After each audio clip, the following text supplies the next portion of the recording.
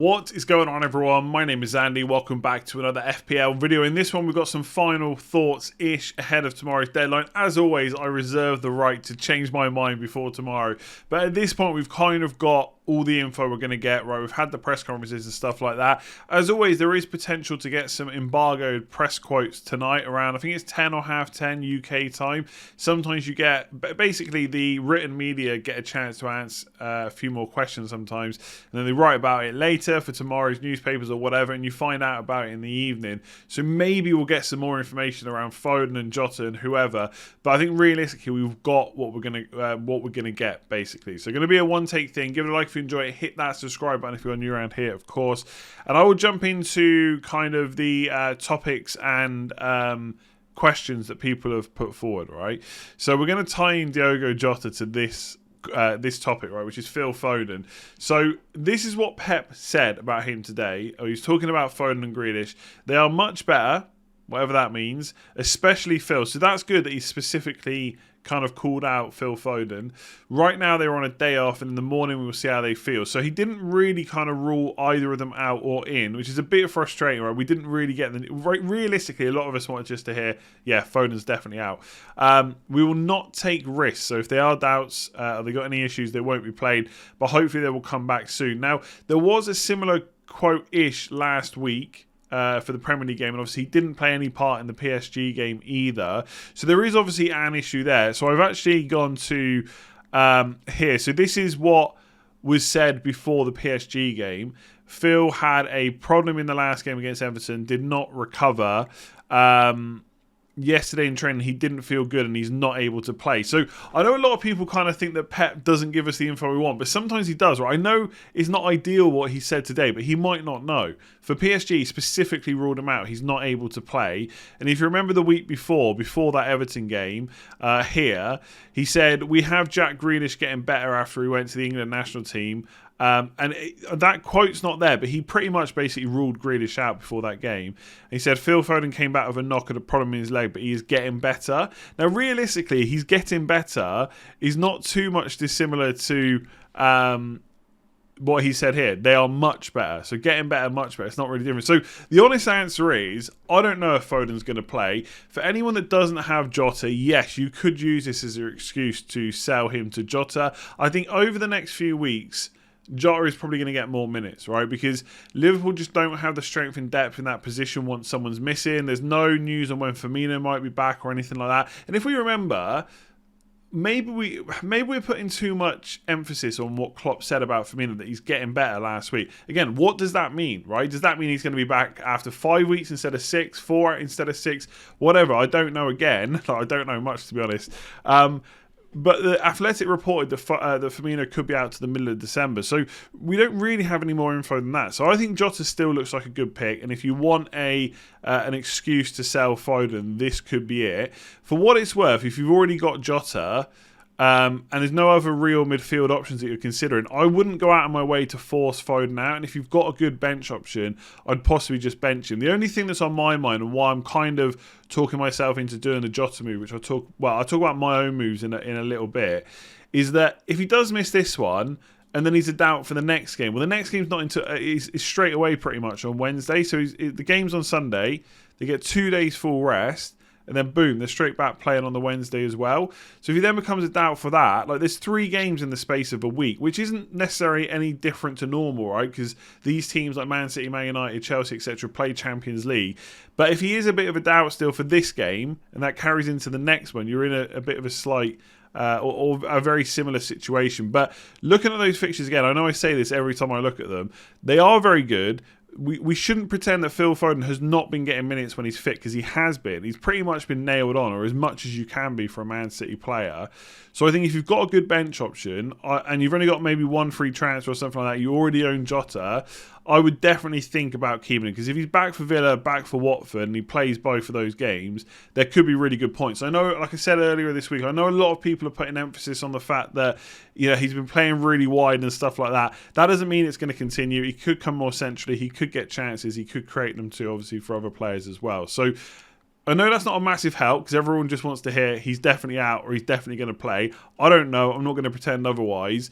I don't think what he said this week is necessarily that different to last week. The thing that kind of put me off or kind of tipped me into getting Jota in is we will not take risks, but hopefully they'll come back soon. But the thing is, that could just be kind of not lost in translation because obviously he speaks pretty good English, but hopefully they come back soon. Does he mean he's hoping they're fine tomorrow, or does he hope he's back for midweek? You just don't know. You have to make up your own mind. So don't go out of your way to sell Foden, I would say, but especially if you haven't got Jota, that could be an easy move, right? Kane. Is buying Kane this week a bad idea? The fixtures are still great. So the thing with Kane, and this could be applied to Son as well, the good fixtures are going to run out pretty quickly because it's the next three: Burnley away, Brentford at home, Norwich home. We know all about them. We've spoken about them a lot. Like I've said before, I don't think you get to game week 16 and 17, Brighton away and Leicester away, and suddenly panic about your Spurs players. They don't have to be sold. I've done a few transfer plans where I get to game week 16, I keep Kane one more week, and then it's game week 17 that I sell. Obviously, Liverpool at home after that's not great. But from all we know about Spurs and Kane and Son, they're pretty much going to be nailed on over Christmas. I wouldn't be placing too many bets about Kane missing any minutes over that Christmas period, right? He's quite a fit player, nailed in that team. They don't really have too much of a backup up front either. And we've seen how poor they are in Europe this week when they've got their second string side. So it's not necessarily just for 3 fixtures. But if that is your plan, just to have them for those 3, then it's not that you have to get them this week, otherwise you should ignore them. But then if you go next week, where it's only 2 fixtures then, and if you get to Norwich, it's like, okay, I could bring him in for this game and captain him, but then I'm going to want to sell him straight away, so I might as well captain Salah. So I do think this is the last week you can get him. What I would say, I still think he's fine for the next 3 fixtures, because he's just great. And I think him and Son can probably pull that Spurs team. And Lucas Moura has been playing well as well. I don't think they can play any worse than they did midweek. And they're going to get a bit of a kick from Conte, I think, going into this game. But it is a new manager who's already complained now last night about how good or not Spurs are. And it's going to take time and stuff like that.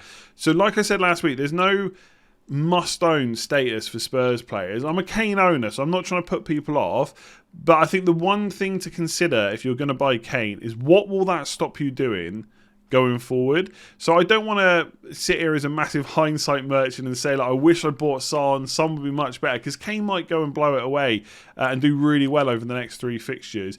But Kane has stopped me doing other transfers which would have made my squad better. So he is limiting me a bit. Like the Foden thing, for example, I kind of feel like I've got to get rid of him because I don't have a bench. Some people will have a brilliant bench or just at least someone they can bring in for 1 week and then swap them back out. So you need to really think about the next... You don't have to look like 6 to 8 game weeks away, but over the next 1 or 2 game weeks after game week 13, what moves do you want to make? And is Kane, because of how much he is, going to stop that? I still think, as it stands, things might change if they look really awful next 2 games. I'm going to captain Kane in game week 15 against Norwich. But that's about it. That's the only reason I really am happy to still own him. So, yeah, is it a bad idea? I don't think it's a bad idea. It depends what the transfer is, of course. But I think if you don't do it this week, the time frame for doing it gets less and less, because obviously it's the next 3 fixtures, not just 2 or 1 that you want, right? FPL Rock. What is Antonio's record versus Man City? First of all, it doesn't matter. I've not even looked it up. I couldn't even tell you. That shouldn't come into your thinking. Do we expect him to get anything out of this game? No, not really. My expectations for Antonio are zilch. I'm hoping to get 2 points. Anything else is pretty much a bonus. Like, I don't want him to get sent off or anything like that. Preferably no yellow card. On this particular move, because I'm sure some other people are looking at this, Antonio to Jimenez, this is a bit like the Kane thing where there's a certain time frame when this move could have been made, and I'm not sure it's right now. So I own both of these players. Yes, Man City away, worst fixture he can have all season. Brighton at home's not ideal, but it's okay. And obviously, at least with the Chelsea game, he's at home. And then after that, we know that he's got a good run of fixtures. So it's all well and good looking at Jimenez's fixtures for the next 2 are better, which they are. Like, I would expect Jimenez to score more points than Antonio over the next 2 game weeks. But you are going to be in a position straight away after that where you want to sell him. Like, I'd love to hold him for this Watford at home game, but Liverpool, Man City, Chelsea and Brighton in 4 game weeks is really poor. So again, it's not that it's a bad transfer, Antonio to Jimenez. For the next 2 weeks, it looks pretty good. But what are you going to do after that? You're going to be in a situation where you have to sell Jimenez straight on. If so, is that transfer really worth it? Like, could Antonio get something against Brighton? Once he does that, I don't know if that Jimenez move is that good. So I never really pay attention to, sometimes I'll mention it, but I'll never really make a decision based on a player's record, because they might have played in different teams. Like Man City's team might have looked a lot different. West Ham's might have looked a lot different.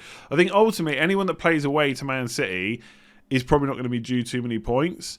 So I don't necessarily think that getting rid of Antonio is a bad idea still, doing it now. I just don't know if Jimenez is the way forward. Like, for the next two, it's great. It creates an additional transfer almost straight away. How is that going to affect your transfer plans? That's the kind of thing I'll be thinking about. Is Alonso essential now? No, not essential. Is he guaranteed to play 90 minutes? No, not really. I want to be careful about what I say, because I feel like I was very, very hyped up on the fact that Ronaldo would probably get penalties.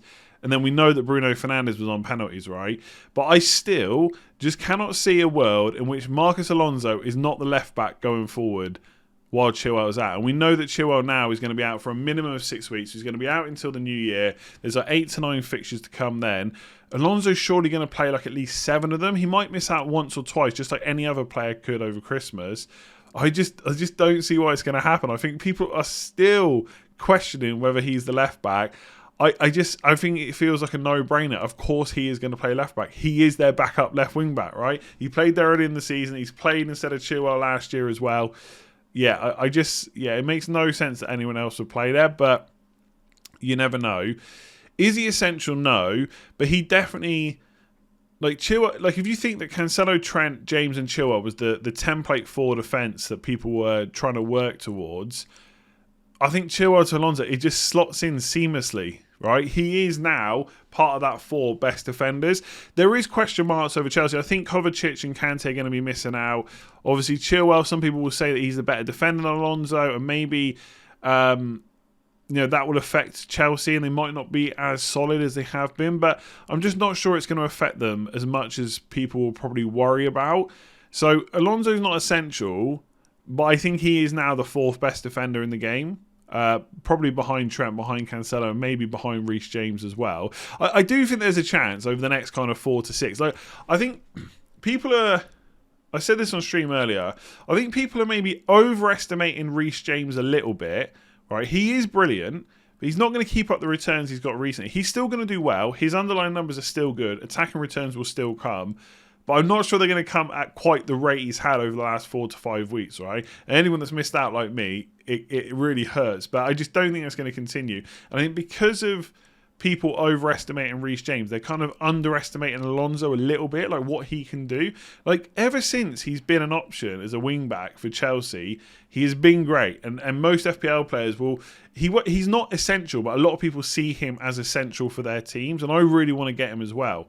So if you can get either, I'll just answer it. Well, I'm going to answer this in a minute when I talk about my moves. If you can get either, Reece James is still the safer pick. But I just wonder over the next 2 if Reece James might get rotated for that Watford game. It's only a might. I might still buy Reece James, but that is the only thing that's coming to my mind. So Alonso, not essential, not guaranteed 90 minutes, because at the end of the day, there's lots of games over Christmas and anyone could get rotated. So I'm not saying he will play the next 8 to 9 fixtures, but I think he will start the majority of them. I think here's what I would say. Final point on this for now. I think Alonso will start at least the same amount of games as Reece James. At least the same. Maybe more. Maybe like 1 more or something like that. That's how confident I am about him. Really quickly then, on my moves. I've not made them yet because, like I said, I might as well wait till tonight. If you're in Ireland, you'll be watching the Late Toy Show. But I'll still be making my transfers at some point. So, for me, I'm holding Antonio. But again, you shouldn't take that as a reason to hold him or not for your team, because I just have other stuff. Like, he's not injured, therefore he's not a problem for me. I am going to take today's Foden quotes from Pep as an excuse to sell him for Jota. I just think with Firmino out and African Cup of Nations coming up, I think Jota just gets more minutes than Foden over the next few weeks. Like, if he's a doubt now, Will he definitely be available for the next one? I don't know. I still don't know, but I'm almost backing against him playing this week. And then obviously there's going to be some rotation because it's Man City, because it's Christmas. And I just don't know if Jota's going to suffer quite the same fate. So I'm almost certain, not definite, but almost certainly going to do Foden to Jota. And I'll probably do it tonight if there's any price issues. That leaves me 0.6 million. And I'm going to sell Chilwell because I don't have a bench, or I could play Livramento. It's not ideal. So I'm going to take the hit and just get ahead a little bit. And for anyone that's bored of me talking about James or Alonso, this is probably a good time to switch off. If you're not, just hear me out a second. So I got to be honest, I kind of want to go for Alonso. He's the one that I want. I've just got a gut feeling that there's a chance, like if we look at Reece James's, and again, I'm not saying definitely, but he's played 90 minutes 4 times in a row. Obviously, there's been Champions League as well. So is this a good time to rest him? Rest him for this game and then have him back for West Ham away. Like Man United at home, all jokes aside about Man United, right? Man United at home and West Ham away, Tuchel's going to be more worried about than Watford away. It's not to say that Watford shouldn't be seen as a challenge or anything like that, or that they're going to walk all over them, because I absolutely doubt that that's how he's going into the game. But if he's going to rest them ahead of this busy period, this seems like a fairly decent time to do it, because on the 7th, I think it's the 7th or the 8th, they've got another Champions League game. So in the space of kind of, what is that? That's like 12 days. I think there's 5 games. Yeah. I'll just pull it up. 2 secs. I'll pull it up. Okay. So I wasn't prepared for the fixtures, right? So a little bit of a cut there. But yeah, on the 28th of November, I'm going to do my maths now. They've got Chelsea. And then on the 11th of December, they've got Leeds United. So that's 13 days, right? And they got 1, 2, 3, 4, 5 games. Is Reece James going to play every single one of them? He might do. He's young. He's fit. Right, and he's playing really well, and Tuchel's not going to want to drop him for any reason, but he might not play one of those. Now, you could also turn around and say to me, well, will Alonso play all of those? Possibly not, but with Alonso, because, again, this is like 2 ways of looking at it. Because he's not had many minutes, does that mean he can't play matches in quick succession? Or because he's not had many minutes, does he need to play more matches to get up to speed? So I feel like there's very little chance that he misses by one of Man United, which I'm pretty sure he comes straight in for, and I'm pretty sure he's going to play Watford as well, and then he could play West Ham too. So this is my only slight concern over James, but the issue is James is probably going to rise in price tonight, and Alonso's price locked, so he can't rise before the game week 13 deadline. So to me, it just feels like trying to be too clever, possibly, by going Alonso. Even though I think James might miss the Watford game, when James is going to rise in price, he's the one that's obviously hurting the rank and stuff like that. This is almost like a bit of a plug, to plug the hurt that Reece James has been causing me. And then in game week 14, I have to make a decision of whether I want to take a hit for Alonso. Otherwise, I'll just get him in game week 15 or 16. I still think, unless things change massively over the next few days, or the next few weeks, that the 4 at the back, the big 4 with Alonso instead of Chilwell, still looks pretty good. Doesn't mean I have to play them every week, but I think having them in the squad is decent. So I'm still working towards that. It's a weird one. If I go for James this week, there's a chance I talk myself into another hit next week to get Alonso. If I go for Alonso this week, I don't think I'll take that hit for James. I think I'll just go without it. So it's a hard one for me. I know it sounds obvious, but do I want to force myself into another hit? Or do I just want to get Alonso and leave my options open next week? In game week 14, I could still take the hit for James. I'm just less likely to do it. Because Antonio will have Brighton, so I won't sell him. Kane will have Brentford. Jimenez will have Burnley at home.